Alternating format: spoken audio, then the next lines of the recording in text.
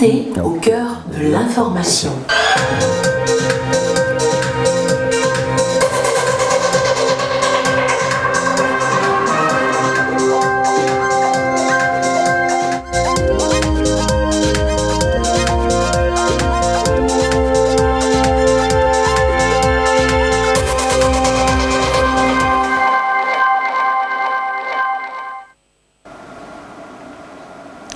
Mesdames, Messieurs, bonsoir. Dans l'actualité de ce vendredi, nous parlerons des parlementaires togolais en séminaire autour des thématiques de gouvernance et d'administration pour un Togo plus fort et prospère. Nous serons donc dans cette édition à Palimé avec Augustin Kossi. Nous parlerons également des femmes togolaises, les femmes rurales et leur rapport dans le développement socio-économique du pays. Et pour en savoir davantage, nous serons à Dapan avec Chazinam Baga. Et puis enfin, nous en saurons un peu plus sur l'édition 3 du festival Héritage Coloré. En conférence de presse, les promoteurs rassurent. Voilà pour le sommaire. Bienvenue dans le 20h. On en parle toujours et dans cette édition de Jack Ma, le promoteur de la plateforme du commerce en ligne Alibaba, en séjour hier à Lomé. L'homme d'affaires chinois, après un partage d'expériences nourri avec les jeunes entrepreneurs togolais et d'autres venus de certains pays d'Afrique, a été reçu en audience par le chef de l'État, Faure Issozimna Gnassingbé. La promotion de l'entrepreneuriat chez les jeunes était surtout au cœur des échanges. Nous écoutons Jack Ma au micro de Gérald Lagoutou. I promised the president, and we had a great time last time in Hangzhou. Nous nous sommes rencontrés précédemment à Hangzhou en Chine. Nos discussions ont tourné autour du Togo, sa vision de développer les secteurs de l'éducation et de l'économie numérique.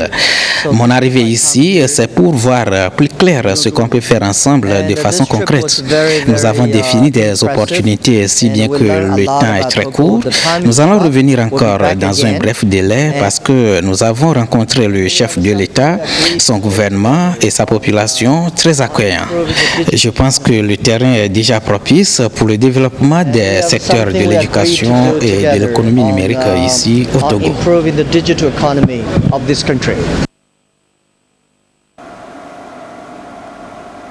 Et c'était là à l'instant Jack Ma à sa sortie de l'audience à la présidence de la République. L'homme nous intéresse toujours. Son idée géniale d'entreprendre, son parcours, sa foi en la réussite et surtout l'impression des jeunes entrepreneurs. C'est dans ce sujet signé Lucas Si. Jack Ma a cœur ouvert vis-à-vis de jeunes leaders et entrepreneurs africains. Il partage avec eux ici son expérience entrepreneuriale. Une expérience empreinte de leçons facilement captée par ces jeunes entrepreneurs togolais et ceux venus d'ailleurs. Ses échecs, ses réussites, les modèles économiques appropriés et les secrets d'une vie entrepreneuriale réussie. Jack Ma, détenteur de l'entreprise Alibaba, a tout compté. De ces échanges, en tant qu'entrepreneur, j'ai retenu beaucoup de choses. D'abord, qu'il faut être tenace, qu'un business, ça peut échouer, mais il faut toujours recommencer. Et ensuite, il faut avoir la persévérance pour aller jusqu'au bout, parce que tant que tu échoues et que tu réessais, tu finis forcément par réussir, par y arriver. C'est d'abord l'un des points essentiels que j'ai retenu. Ensuite, j'ai aussi retenu qu'il n'était pas facile pour Jack Ma lui-même d'arriver aujourd'hui là où il est, mais qu'il n'était pas aussi parti forcément pour devenir très grand comme aujourd'hui, mais de faire de petits progrès dans le temps, en gagnant 10 clients par jour, et après, on se retrouve forcément dans un succès inouï qu'on n'aurait pas pu imaginer. Jack Ma vient nous confirmer qu'il faut continuer, donc je vais continuer, et ça veut dire que forcément, un jour, je ne serai pas forcément Jack Ma, mais je serai aidé, donnant et trio. C'est l'initiative du président de la République. Je pense que ça part d'un vrai esprit de partage sur le continent. Donc Jack Ma est au Togo, mais on a été invités, nous entrepreneurs, moi du Sénégal par exemple, à venir au Togo. Donc on tient à le remercier pour ça. Ce qui est intéressant pour nous aussi, c'est à l'image de Jack Ma, de la manière dont ils ont réussi à développer leur activité logistique, comment nous au Sénégal, on peut développer cette activité logistique et faciliter les échanges dans toute l'Afrique francophone. C'est ça notre objectif, c'est ça notre mission chez PAPS et c'est pour ça qu'on est là aujourd'hui. C'est se concentrer non pas sur les investisseurs, sur les levées de fonds et sur tout ce qu'on entend aujourd'hui autour de nous, mais bel évidemment sur le client et sur sa satisfaction et puis c'est tout. De la technologie numérique à l'environnement, tous les secteurs d'activité ont été abordés. Des clés de succès ont été révélées et confiées à ces jeunes. Ils doivent affronter les difficultés et relever les défis tout en s'appuyant sur leurs ressources humaines. C'est une grande source d'inspiration pour moi, pas parce que je rêve d'être milliardaire, forcément comme lui, mais parce que je tire énormément de sa vie d'entrepreneur.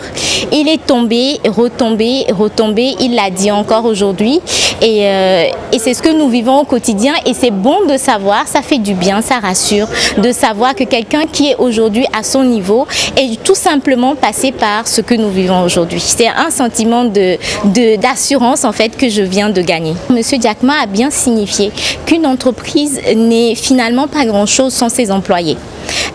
Il accorde une importance particulière à la ressource humaine. Il nous invite en tant qu'entrepreneurs à former nos personnels, à être à leur écoute, à aussi les discipliner quand il le faut, mais du moins ce qu'on doit garder à l'esprit, que notre entreprise ne réussira pas si nous avons une faille en matière de ressources humaines. Secondo, le deuxième point qui est aussi très important, c'est notre clientèle. Il nous a bien fait comprendre que la richesse principale de notre entreprise, c'est essentiellement nos clients, c'est essentiellement notre clientèle. Donc il est très important de bien assurer la relation clientèle, de prendre soin de nos clients, de veiller et de toujours rester à l'affût de leurs besoins et de proposer des solutions qui répondent à leurs besoins, qui les amusent, qui les excitent. Le troisième point qui est aussi très important pour moi de par mon engagement, à travers mon initiative ZAMKE notamment pour la protection de l'environnement, il a signifié qu'en Afrique, il a monté sa fondation African Paradise avec laquelle il compte accompagner tout leader et tout entrepreneur qui souhaite protéger la faune et la flore. Et pour moi, c'est important. L'homme qui excelle a raccourci le lien entre le vendeur et le consommateur via l'Internet, a su aussi expliquer à son auditoire le rôle que peut jouer le e-commerce dans l'intégration économique des pays. Et selon lui, s'il est vrai qu'un entrepreneur peut tomber, il est aussi vrai qu'il doit savoir se relever pour de brillantes victoires. Les parlementaires togolais, je vous l'annonçais en début de cette édition, sont en séminaire depuis ce matin à Palimé, une retraite pour réfléchir sur la contribution du parlementaire dans le développement socio-économique du Togo. Augustin Kossi y était à l'ouverture des travaux et voici son compte-rendu. La 6e législature se délocalise à Palimé pour un exercice assez particulier. Rechercher davantage d'inspiration pour un développement durable au Togo. Une formation parlementaire de 2 jours qui pose les jalons pour le prochain plan stratégique de développement parlementaire. Et au maire de Cloto 1 de souhaiter la bienvenue à ses hôtes.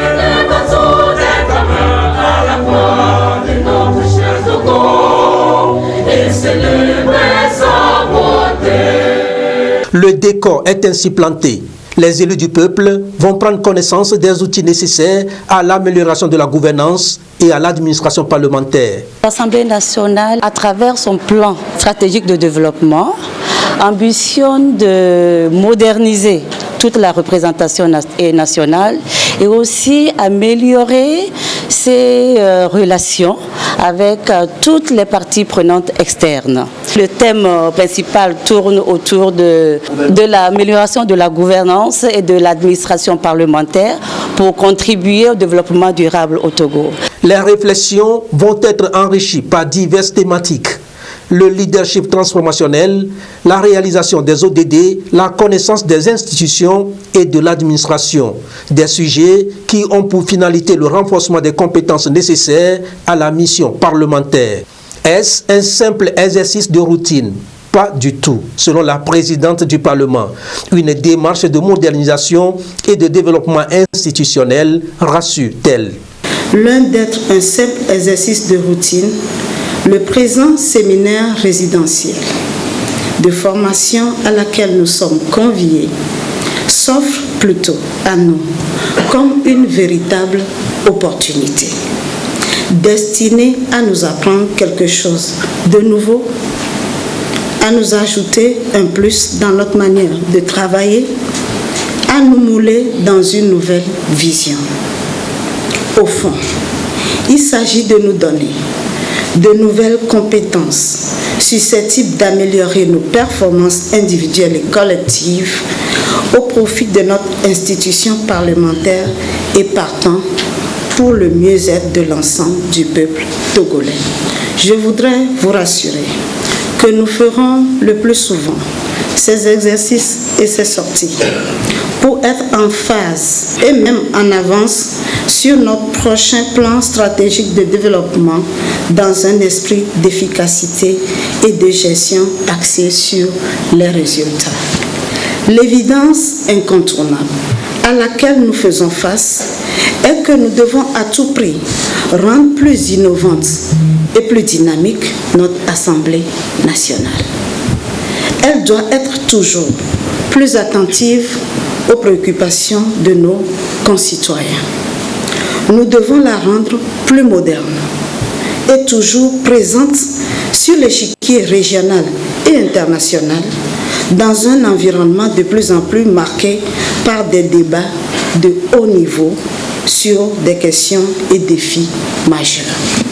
Nous ne pouvons pas clore ces propos sans adresser nos sincères remerciements à son Excellence, M. Faure Essoazina Gnassingbé, président de la République, pour son engagement inlassable pour une Assemblée nationale togolaise moderne et efficace. Je sais pouvoir compter sur notre participation pleine et active à l'animation des différents ateliers afin que les objectifs que nous nous sommes fixés soient atteints. Nos riches et précieuses contributions sont vivement attendues pour que nous ramenions de Palimé des résultats fructueux, ponctués de pertinentes recommandations qui feront bouger certainement les lignes. Il y a de l'espoir que les députés sortiront de ce séminaire bien aguerri pour leur mission. Contrôle de l'action gouvernementale et vote des lois pour un développement inclusif et durable. Et pendant ce temps, à Lomé, l'on tirait les conclusions des assises sur les moyens de renforcement de la gouvernance des pavillons togolais. Des jours de travaux qui ont permis au Conseil pour la mer et ses partenaires de faire certaines recommandations que nous découvrons ici et ensemble avec Lucassi. Fin de la séance de travail entre les autorités du secteur maritime togolais et leurs partenaires de l'International Registration Bureau IRB. L'analyse de l'état des lieux du pavillon togolais et l'amélioration de son image à l'international, ainsi que le sondage de la situation des contrôles effectués au titre de l'état du pavillon étaient au cœur des travaux. Nous avons décidé de mettre en place une société d'agence d'équipage qui travaillera en collaboration avec une grande agence de gestion d'équipage en Grèce. Le but étant de former de jeunes Togolais afin de leur offrir des chances de pouvoir avoir des opportunités d'emploi sur les navires. Cela aidera à terme à réduire le chômage des jeunes dans le pays. Nous avons également convenu, il a été également convenu de pouvoir former le personnel technique de la direction des affaires maritimes afin de leur accorder l'occasion d'avoir des compétences techniques nécessaires pour effectuer les activités de contrôle des navires battant pavillon togolais, pour élever leur niveau d'opération et de gestion du registre international et le registre national togolais. La vision est de pouvoir aider le Togo à renforcer son économie bleue. Nous avons également décidé de revoir l'accord qui nous lie avec le gouvernement togolais sur une période de 3 ans, conformément au développement qui s'opère dans le monde maritime international qui, vous le savez bien, est devenu de nos jours un village planétaire. the European Union and le Togo s'est engagé à examiner la possibilité d'adhésion au Registry Information System Compact RISC, ce en vue d'un meilleur partage d'informations entre les différents pavillons. Il était question de voir dans quelle mesure le pavillon togolais peut observer mieux les résolutions 2231 et 1373 des Nations Unies qui visent à empêcher, réprimer toutes les personnes impliquées dans des activités illicites maritimes, et ce relativement aux sanctions et aux pressions exercées contre la Corée du Nord et contre l'Iran. Et le constat est fait que le Togo coopère très bien avec les Nations Unies et nous avons reçu toutes les félicitations à transmettre au gouvernement togolais pour sa bonne collaboration à respecter ces résolutions des Nations Unies que j'ai citées. Donc ce que ça peut apporter, c'est une meilleure gouvernance du pavillon togolais et une meilleure gouvernance maritime. La rencontre aura permis d'asseoir les conditions nécessaires pour le renforcement de la gouvernance du registre du pavillon togolais. Un tour dans cette édition dans les savanes d'Apan pour parler de la femme togolaise, la femme rurale, sa place, sa contribution dans le développement socio-économique du pays. Un forum national s'est ouvert à cet effet. Les précisions avec Chazina Mbaga. L'agriculture et l'artisanat, deux secteurs vitaux dans lesquels les femmes rurales excellent le plus. Elles exposent ici le fruit de leur labeur plus que jamais orienté vers la transformation et le business. L'idée est claire. Saisir la vitrine que leur offrent les assises du premier forum national de la femme rurale pour souligner leur contribution à la sécurité alimentaire, mais aussi marteler la nécessité d'investir dans leur secteur d'activité. L'épineuse question de l'accès des femmes à la terre comme facteur de production est le sujet phare des discussions. Les femmes n'ont pas l'accès à la terre. On a choisi ce thème pour que l'État prenne en compte la préoccupation de la femme rurale aujourd'hui par rapport au foncier. On se regroupe pour 2 jours de partage, d'échange et recueillir les besoins et les attentes des femmes pour soumettre au gouvernement. Voilà pourquoi, d'emblée, le forum se positionne comme un rendez-vous de haut niveau pour débattre des questions essentielles et prégnantes liées à l'amélioration des conditions de vie et de production de la femme rurale. C'est dans ce sens que les échanges sont focalisés sur la contribution de la femme rurale à la mise en œuvre réussie du plan national de développement PND 1822, la femme rurale face au foncier, la participation de la femme rurale à la gouvernance locale et la sécurité sanitaire des aliments. Les assises bénéficient de l'accompagnement et de l'expertise de la GIZ. La transformation de la tomate, du gombo et du piment. Ce sont des activités génératrices que les femmes mènent. Donc nous avons réalisé des processus de transformation harmonisés pour que la qualité y ait, pour ajouter de la valeur aux produits qu'elles exposent sur le marché. Pour le cas du mentorat, il y a madame qui est arrivée de Lomé. Elle est la présidente du comité chargé du mentorat des femmes. Donc ça consiste à accompagner les jeunes femmes qui viennent de lancer leurs entreprises par leurs aînés qui ont déjà de l'expérience dans la conduite de leurs entreprises. Le Forum national de la femme rurale s'inscrit dans le contexte de la célébration de la Journée internationale de la femme rurale qui va connaître son apothéose cette année à Korbongou dans la préfecture de Tonne le samedi prochain. Il est organisé par le ministère en charge de la promotion de la femme et celui de l'agriculture, de la production animale et halieutique. Le préfet de Tonne et le représentant du ministre de l'Agriculture ont salué la pertinence de ce forum qui va permettre à coup sûr aux femmes rurales d'exprimer leur pleine potentialité dans le domaine agricole. La Caisse nationale de sécurité sociale toujours sur le terrain pour apporter l'information sur ses services aux partenaires. À Kara, l'assurance vieillesse est partagée avec les populations. Nestor Mouzou pour les précisions. La couverture sociale. La Caisse nationale de sécurité sociale gère un régime appelé régime général de la sécurité sociale. Ce régime, qui ne prenait en compte que les salariés, assure aux adhérents la couverture des risques sociaux. Le législateur a fait de sorte que ce régime soit ouvert aux acteurs du secteur informel, aux travailleurs indépendants et aux ministres des cultes. À ces différents acteurs, la CNSS leur propose le produit Assurance Vieillesse pour tous. C'est pour faire connaître ce produit aux potentiels bénéficiaires que la CNSS a entrepris une campagne d'information et de concertation comme ici à Kara. La campagne se fait en partenariat avec le Bureau international du travail BIT. La commerçante, la revendeuse, le maçon, le menuisier, le cordonnier, à partir du mois de janvier, vous pouvez vous faire ouvrir un compte sécurité sociale auprès de la Caisse nationale de sécurité sociale, ce qui n'était pas possible avant. Et sur ce compte-là, vous pouvez mettre des cotisations de façon libre et en fonction de vos moyens. C'est vrai que nous allons échanger sur la possibilité de fixer un seuil, c'est-à-dire un plancher, à partir duquel maintenant vous pouvez réguler en fonction de vos moyens les mises sur votre compte. Et après, à partir d'un âge, nous allons également fixer l'âge plancher par catégorie travailleur, peut-être sur la base de l'âge légal qui est fixé aujourd'hui à 60 ans. Après cet âge, vous pouvez maintenant décider que la caisse commence par ouvrir vos droits de retraite.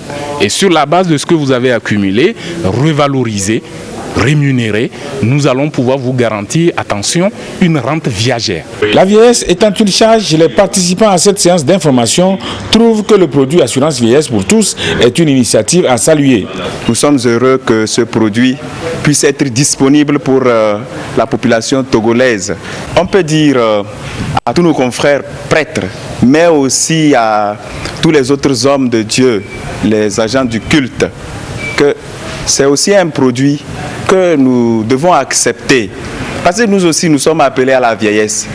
Quand nous allons vieillir, il faut au moins que nous ayons aussi cette chance de vivre convenablement comme cela se doit. Avant, le secteur informel était complètement oublié.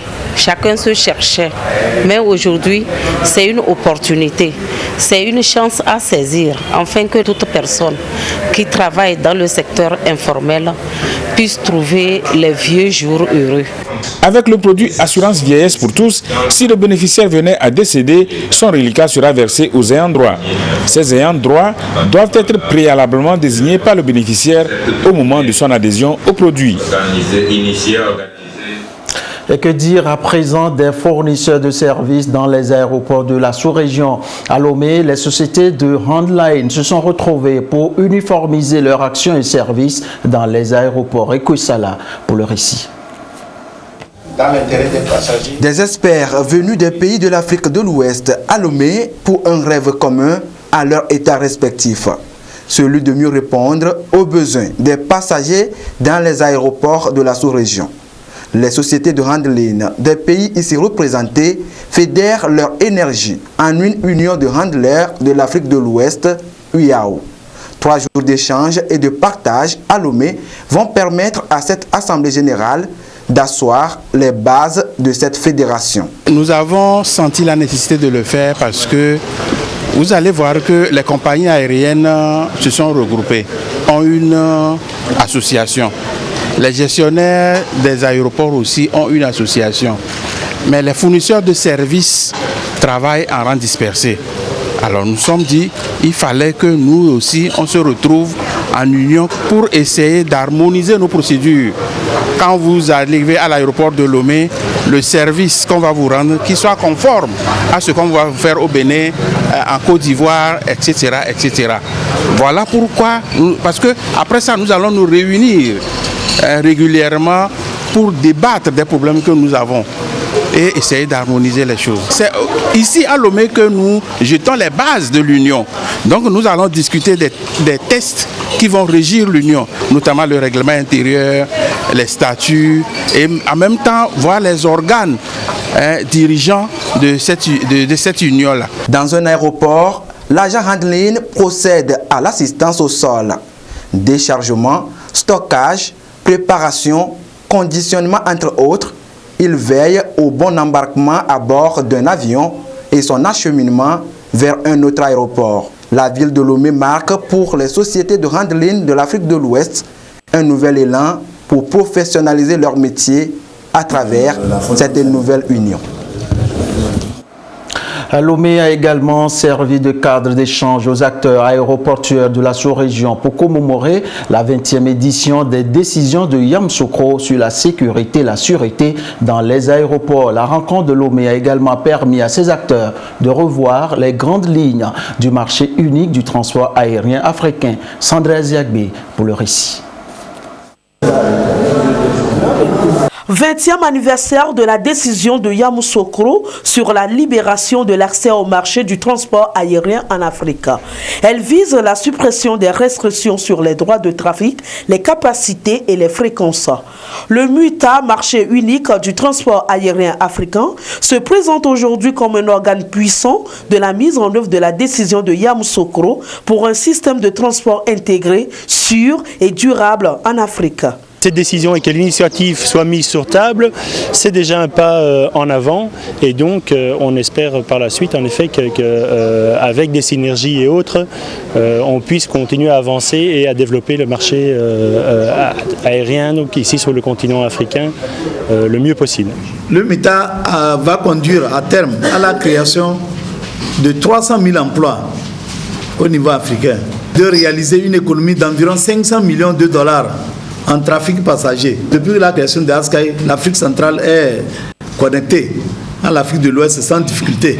Créer de nouvelles opportunités d'affaires, offrir de nouvelles liaisons commerciales, plus de confort et plus de choix pour les clients. Pour les compagnies aériennes, il faut parvenir au marché commun pour réduire les coûts en se mutualisant pour relever les défis qui perdurent. Moi, je suis beaucoup plus confiante sur le MUTA parce que le MUTA va permettre de fédérer les compagnies africaines et ceci évitera le clash qu'on a eu de la compagnie panafricaine Air Afrique. Le défi des compagnies en Afrique, il est énorme.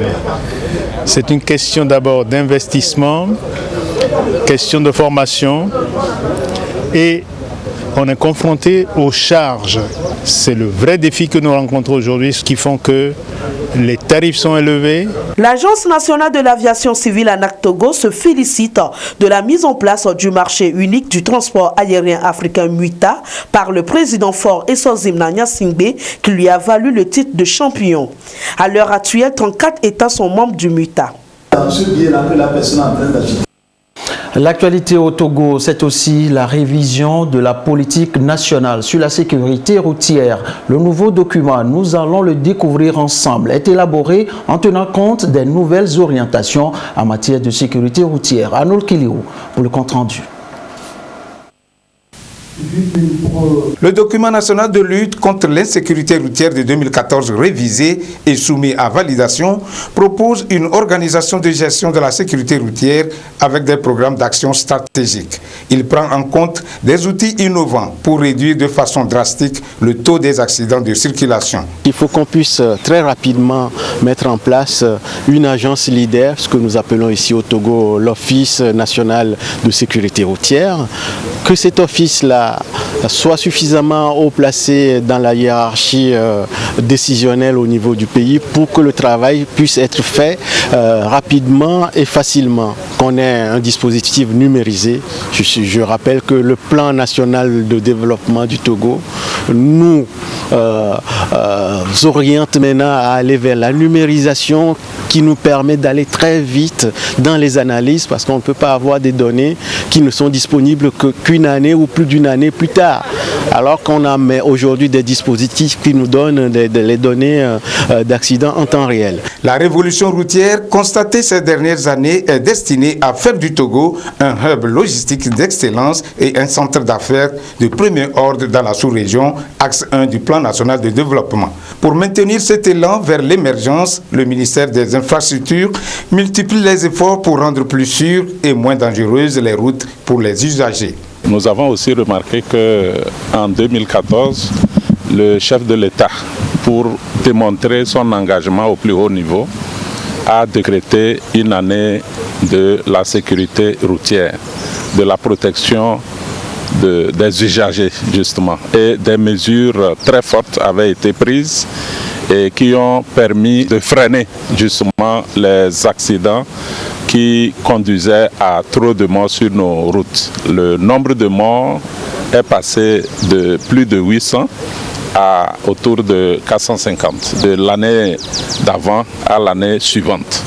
Donc c'est une preuve que cette intervention du chef de l'État a permis justement de casser, de freiner cet élan-là. Malgré la formation et la sensibilisation des usagers de la route, la situation des accidents est toujours alarmante. Du 1er janvier au 31 juin 2019, les statistiques révèlent 3178 cas d'accidents, dont 354 morts, soit en moyenne 454 accidents par mois. Il faut donc agir sur les causes qui se résument pour l'essentiel au non-respect du code de la route.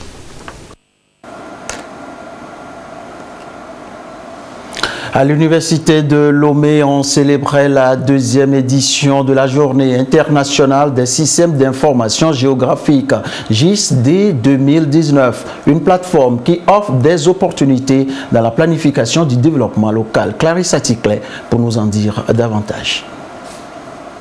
Les systèmes d'information géographique sont indispensables aujourd'hui dans la planification du développement. La communauté des géomaticiens de l'université de Lomé et les utilisateurs des systèmes d'information géographique SIG en sont convaincus. Ils ont voulu marquer justement la Journée internationale des systèmes d'information géographique JISD 2019 par une invite aux potentiels utilisateurs des SIG à inspirer le développement local avec cet outil.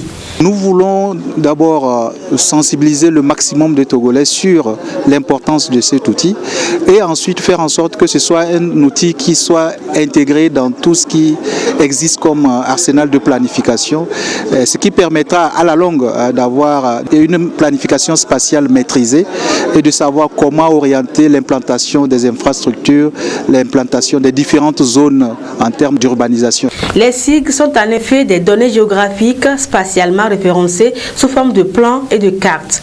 Conçus comme un outil d'aide à la décision, les SIG permettent d'impulser l'innovation dans presque tous les domaines, notamment la santé, l'agriculture, l'environnement et l'énergie. Avec ces outils, ces SIG, on peut faire le diagnostic spatial.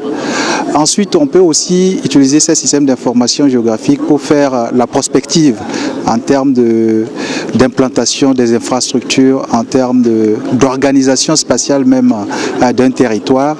Et ces systèmes d'information géographique peuvent aussi être utilisés en matière de gestion de l'espace dans l'ensemble des actions du développement.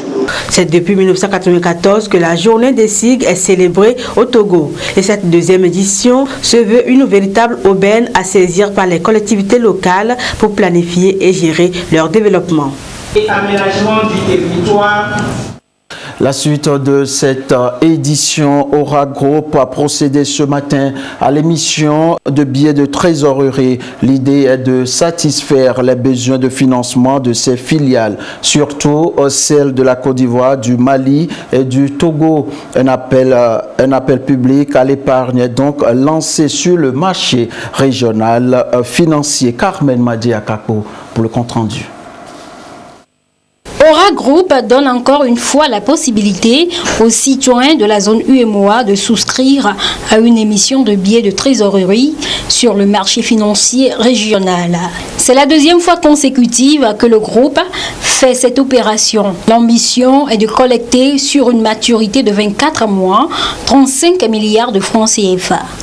L'opération est dénommée Aura Group 6,10% 2019-2021. Alors effectivement, Aura Group avait déjà lancé des billets de trésorerie en 2017. Ces billets de trésorerie, nous les avons levés en 2017 en 2 phases et nous avons intégralement remboursé depuis.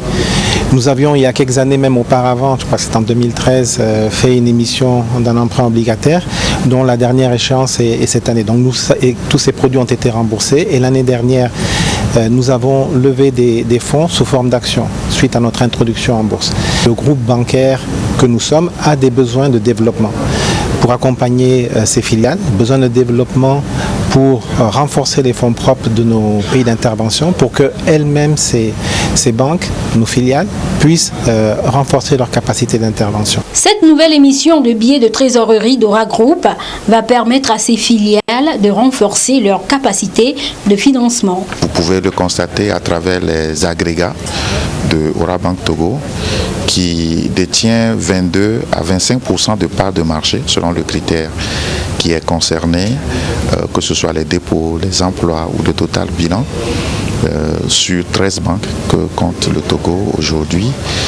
Et en tant que leader donc de ce marché, nous sommes soucieux de continuer à investir dans notre consolidation.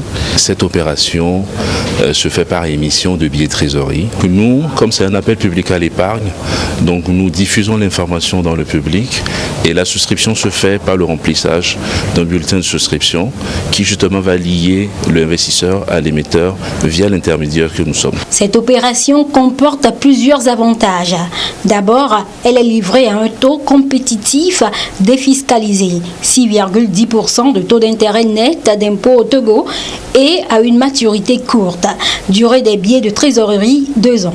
Ora Group possède aujourd'hui un holding bancaire international opérant dans 12 pays en Afrique de l'Ouest et centrale et offre aux investisseurs une diversification dans leurs placements sur les titres de dette en dehors des titres des États. Lomé s'apprête à vivre l'édition 3 du festival Les Héritages Colorés, un festival 100% culturel et qui fait la promotion des valeurs culturelles de l'Afrique. Les grandes lignes de ce festival avec Kwasi Glé et Yasmine Kodia.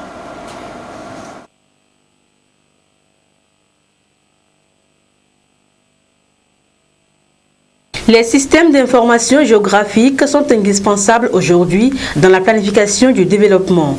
La communauté des géomaticiens de l'Université de Lomé et les utilisateurs des systèmes d'information géographique SIG en sont convaincus. Ils ont voulu marquer justement la Journée internationale des systèmes d'information géographique JISD 2019 par une invite aux potentiels utilisateurs des SIG à inspirer le développement local avec cet outil. Nous voulons d'abord sensibiliser le maximum de Togolais sur l'importance et ensuite faire en sorte que ce soit un outil qui soit intégré dans tout ce qui existe comme arsenal de plats. Je vous annonçais tantôt, Lomé s'apprête à vivre l'édition 3 du festival Les Héritages Colorés, un festival 100% culturel et qui fait la promotion des valeurs culturelles de l'Afrique. Les grandes lignes de ce festival avec Kwasi Glé et Yasmine Kodia.